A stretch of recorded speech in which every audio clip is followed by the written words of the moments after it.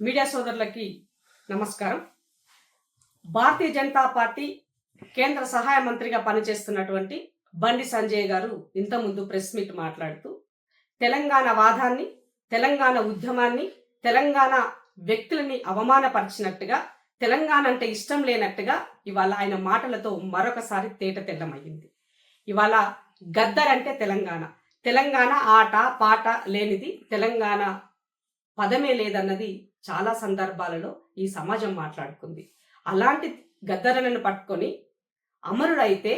అమరుడైన వ్యక్తి తను చేసినటువంటి వాటికి, తను చేసిన సాహిత్యానికి, తను పాడినటువంటి పాటకి, తను ఆడినటువంటి ఆటకు, తను చేసిన పోరాటానికి, తన జీవితాన్ని తెలంగాణ కోసం సాక్రిఫై చేస్తే ఇవాళ ఆ గద్దరన్నకి ఏమాత్రం గౌరవం ఇవ్వకుండా అవమానపరుస్తూ భారతీయ జనతా పార్టీ కార్యకర్తలను చంపినటువంటి గద్దరికి మేమెందుకు అవార్డు ఇస్తామని మాట్లాడినటువంటి కుసంస్కారి బండి సంజయ్ ఇవాళ ఒక గల్లీ లీడర్ కన్నా మినిమం అవగాహన ఉంటది.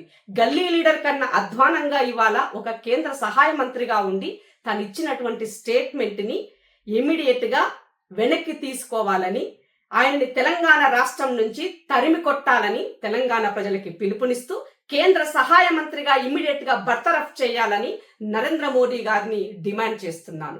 ఇదే నరేంద్ర మోదీ గారు గద్దర్ అమరుడైనాడు, ఆ పార్టీ తరపున ఒక ప్రధానమంత్రి హోదాలో ఉండి ఆయన నివాళులర్పించినాడు. దానికి సాక్ష్యం ఇదిగో ఆ రోజు ఆయన రాసినటువంటి లేఖ ఇయాల తెలంగాణ సమాజం ముందు నేను ఉంచుతున్నాను. బండి కళ్ళు తెరుగు, తెలవకపోతే తెలుసుకో, మర్చిపోయినట్లయితే గుర్తు చేయడానికే నేను ఈ వీడియోని ముందు పెడుతున్నాను. బండి సంజయ్ గాయకుడు గద్దర్ మృతికి సంతాపం తెలిపారు ప్రధాని నరేంద్ర మోడీ. గద్దర్ మరణం తీవ్ర దిగ్భ్రాంతి కలిగించిందని ఆయన సతీమణి విమలకు సంతాప లేఖను పంపారు. తెలంగాణ ఉద్యమంలో గద్దర్ పాత్రను ప్రత్యేకంగా ప్రస్తావించారు ప్రధాని. తెలంగాణ సంస్కృతి, కళను గద్దర్ పాటలు, కవితలు ప్రతిబింబిస్తాయని కొనియాడారు. బడుగు బలహీన వర్గాలు ఎదుర్కొంటున్న సవాళ్లను గద్దర్ తన పాటల రూపంలో చాటి చెప్పారని వివరించారు. తెలంగాణ సంస్కృతి, సంప్రదాయాలు, కళారూపాలను పునరుజ్జీవింపజేయడంలో గద్దర్ చేసిన కృషి ప్రజలకు ఎప్పటికీ గుర్తుండిపోతుందని చెప్పారు ప్రధాని. బండి సంజయ్ గారు ప్రధానమంత్రి ఆయన లేఖలో పొందుపరిచినటువంటి, ఆ రోజు పంపించినటువంటి సంతాప లేఖలో ఉన్నటువంటి మాటలు చెప్పులు మోసిన వాళ్ళే గాని వాళ్ళ యొక్క మేధస్సుని మెదడులో పెట్టుకోలేకపోయినామని నాకు ఈ సందర్భంగా అర్థమైంది. బండి సంజయ్ కళకు మీ ప్రధానమంత్రి అంటే మన ప్రధానమంత్రిగా ఉన్న నరేంద్ర మోదీ గారు చెప్పినటువంటి మాటలు నిజంగానే అవార్డులు సాహిత్యానికి, కళలకు గనక పట్టం కట్టి ఇవ్వాల్సినట్లయితే ముమ్మాటికి తనకి అర్హుడవుతాడు. కానీ మీరు చెప్పినటువంటి మాట ఎలా ఉంది అని అంటే, భారతీయ జనతా పార్టీకి నిలబెడతాను, భారతీయ జనతా పార్టీ జెండా మోస్తేనో, మిమ్మల్ని మోస్తేనో ఇవాళ మేము అవార్డులు ఇస్తామని చెప్పినట్టుగా, డైరెక్ట్ గా చెప్పినట్టుగా మీ మాటలు ఉన్నాయని గుర్తు చేయాల్సిన అవసరం ఏర్పడ్డది.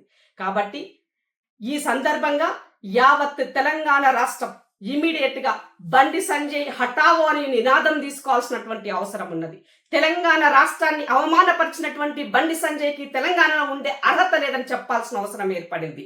ఇవాళ దేశవ్యాప్తంగా బూటకు ఎన్కౌంటర్లు చేస్తుంది మీరు. దేశవ్యాప్తంగా ఇవాళ అర్బన్ నక్సలిజం పేరుతోటి దాడులు చేస్తుంది మీరు.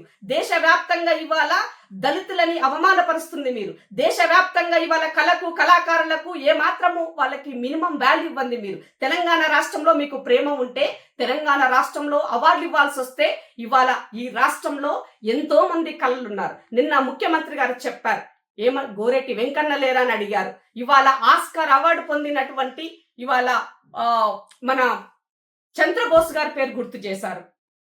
తెలంగాణ వాది అయినటువంటి, తెలంగాణ జాతిపితగా చెప్పుకున్నటువంటి ప్రొఫెసర్ జయశంకర్ సార్ ఉన్నారు. మరి వీళ్ళెవరు గుర్తు రాలేదా మీకు అడుగుతున్నాను. పక్క రాష్ట్రంలో ఉన్న వాళ్ళని బాగా నెత్తినెత్తుకున్నారు కదా, ఈ రాష్ట్రంలో ఉన్న వాళ్ళు ఎందుకు గుర్తు రాలేదని అడుగుతున్నా. కాబట్టి బండి సంజయ్ మాట్లాడినటువంటి మాటలు ఇవాళ అవగాహన లేనటువంటి ఒక గల్లీ లీడర్ మాటలు లెక్క ఉన్నాయి. కాబట్టి ఇమీడియట్ గా తెలంగాణ రాష్ట్ర ప్రజలకి క్షమాపణ చెప్పాలని చెప్పి డిమాండ్ చేస్తారు.